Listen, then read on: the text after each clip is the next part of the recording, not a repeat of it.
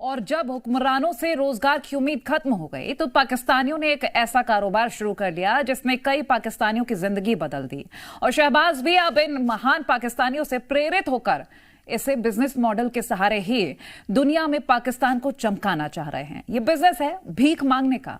इसलिए पाकिस्तान में अब नामचीन भिखारी आवाम के साथ साथ हुक्मरानों के रोल मॉडल बन रहे हैं और पूरा पाकिस्तान इनकी सक्सेस स्टोरी सुनकर बोल रहा है, अल्लाह के नाम पर दे दे बाबा।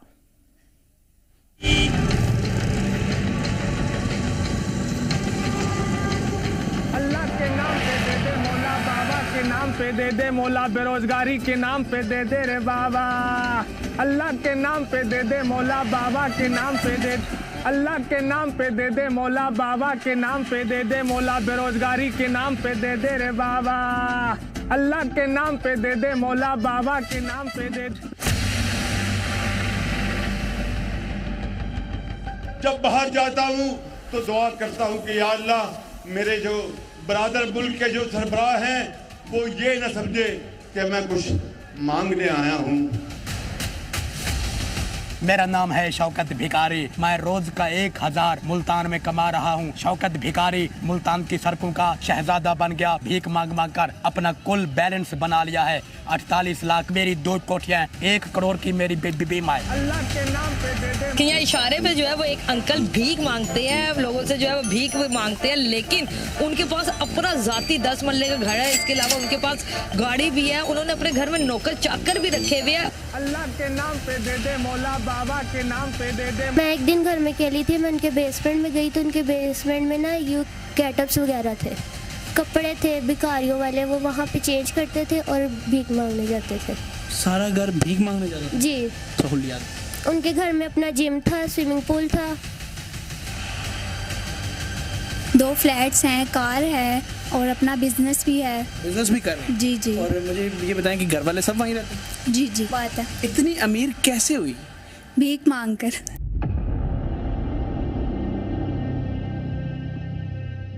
ये पाकिस्तान के भिखारियों की वो सक्सेस स्टोरी है जिससे पाकिस्तान के वजीर आजम शहबाज शरीफ बहुत ज्यादा प्रभावित है।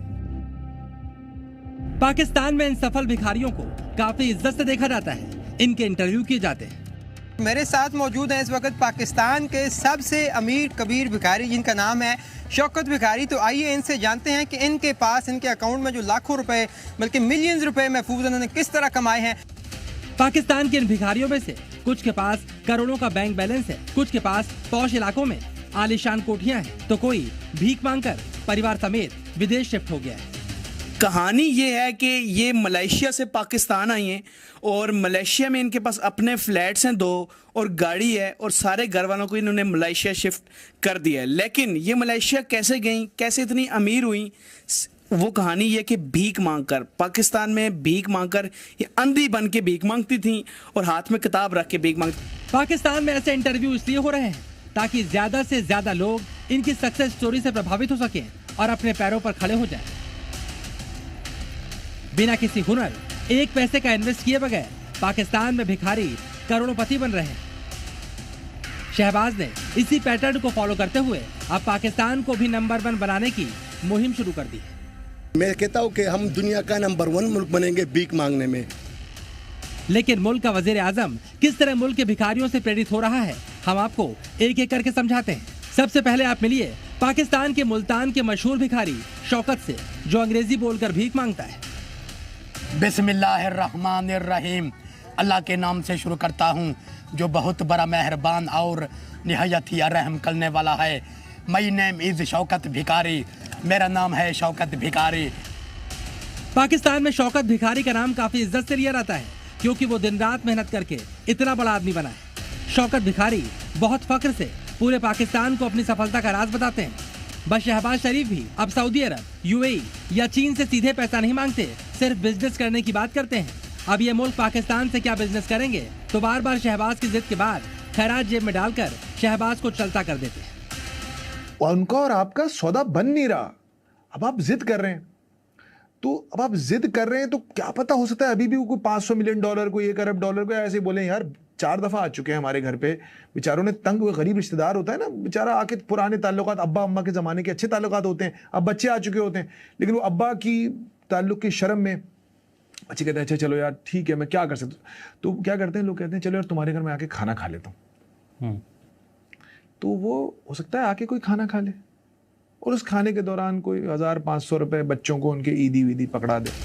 शौकत के अलावा पाकिस्तानी भीख मांगकर मलेशिया में कारोबारी बन चुकी लाइबा की कहानी से भी प्रेरणा ले रहे हैं, जो अब मलेशिया में होटल कारोबार से जुड़ी हैं। लेकिन इसके लिए उन्होंने पाकिस्तान में 5 साल तक कड़ी मेहनत से भीख मांगी। इतनी अमीर कैसे हुई? भीख मांगकर। ये पक्की बात है? जी जी। ये आप क्यों इतना सच जो है अब बोलने के लिए आपने कहा मैं सच बोलूंगी? देखिए सच तो छुपा नहीं रहता, बताना चाहिए ना अपने बारे में, अपनी पहचान बतानी चाहिए कि आप कैसे अमीर हुए, क्या किया। बस लोगों को देखकर ऐसे मतलब देखते थे कि ऐसे इशारों पे मांग रहे होते हैं, तो मैं सोचती थी कि ये कैसे कर लेते हैं और अमीर भी होते हैं बहुत। फिर मैंने भी कहा कि मैं ट्राई करती हूँ, मैंने किया और बहुत ज़्यादा पैसे मुझे इकट्ठे हुए कि माशाल्लाह देखें मैं कहाँ पे। भीख मांगती कैसे थी, क्या बहाना करती थी, क्या सारा करती थी? ना बीना बनकर, हाथ में किताब पकड़कर और हर किसी को अपनी झूठी कहानी बतानी कि मेरे घर वाले बहुत गरीब हैं और मैं सिर्फ एक ही हूँ, घर चलाना है, मेरे अब्बू बीमार हैं, वो कोई काम नहीं कर सकते, बस इस तरह की कहानियाँ बतानी। ऐसे भिखारियों से टिप्स लेकर शहबाज शरीफ भी कभी अपने मुल्क में बाढ़ से बर्बादी और कभी सूखे की कहानी सुनाते हैं और दुनिया के देशों से मोटी रकम वसूला करते हैं।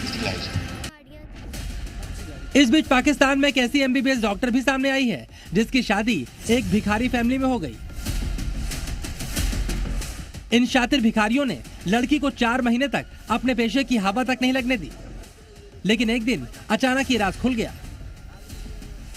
मैंने देखा कि आहिस्ता आहिस्ता वो सारी फैमिली ना घर से गायब होना शुरू हो गई। सारे गाड़ी में बैठते थे और पता नहीं कहाँ चले जाते थे। फिर मैं एक दिन सारे करके सारे जी बच्चे बड़े सारे जी सारे। अच्छा फिर? तो मैं एक दिन घर में अकेली थी, मैं उनके बेसमेंट में गई तो उनके बेसमेंट में ना यूथ गेटअप्स वगैरह थे, कपड़े थे भिखारियों वाले, वो वहाँ पे चेंज करते थे और भीख मांगने जाते थे। ये लड़की जब उनके पीछे गई तो असलियत मालूम चल गई कि इस लड़की के इन-लॉज भिखारियों के सरताज थे। मैं फिर एक दफ़ा उनके पीछे गई, जाके देखा तो ये ऐसे ही वो लाहौर में जगह जगह पे जाके अपने उन्होंने ग्रुप्स बनाए थे तो भीख मांगते थे। पाकिस्तान में भीख मांगने का बिजनेस अब $48 बिलियन तक पहुंच चुका है। भीख मांगना अब पाकिस्तानियों के DNA में आ चुका है। हुक्मरानों से लेकर आम आदमी तक सब इसके एक्सपर्ट बन गए हैं। इसलिए दुनिया में पाकिस्तानी भीख मांगने में आज नंबर 1 है। ब्यूरो रिपोर्ट, जी मीडिया।